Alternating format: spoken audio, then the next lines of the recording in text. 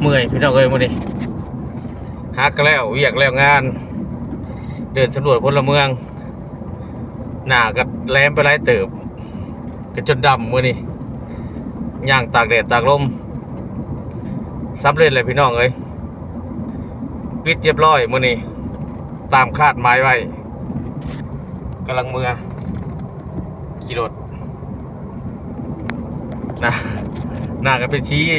เหี่ยวๆเนี่ยหนึ่งมันเมื่อย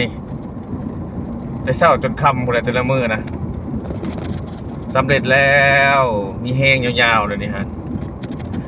รวมเบิดนะตกอยู่เฉพาะข้าพเจ้าเนาะ460 ครอบครัวสปอร์ตที่โพจนางแล้วก็สำเร็จเรียบร้อยก็ว่าสำเร็จก็คือบ่สำเร็จนั่นแหละจักสิว่าได้เนาะยัง2 ดอทแดงยัง2 ดอทแดงก็คือเถียงนา2 เถียงอยู่ภาคห้วยเพราะว่ามื้อนี้มันไปบ่ได้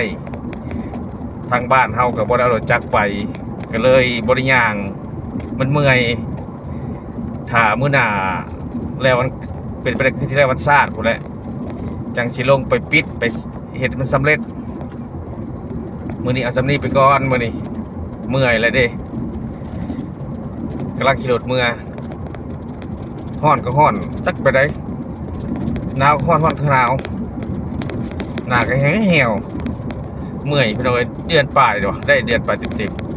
ๆก็สำเร็จแล้วเนาะก็ว่าสำเร็จเท่าไหร่ไป ยัง2 ดอทยัง2 ครอบครัวก็ดีใจให้เจ้าของนี่แหละ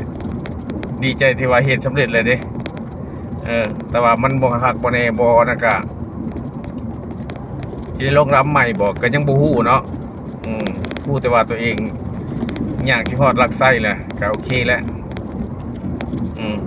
ฝากกดไลค์กดแชร์ด้วยพี่น้องเด้อทางคลิปเลี้ยวนี่แล้วเวียกแล้วงานนี่ก็จะได้มีคอนเทนต์ให้เบิ่งกันแหละกับแม่บ้านข่อยตอนนี้ลองเฮ็ดเวียกคอนเทนต์ก็บ่อยากค่อยมีเลยโอเคพี่น้องแสงตะเวนส่องใส่แห้งหนาแห้งดำคักกว่านี้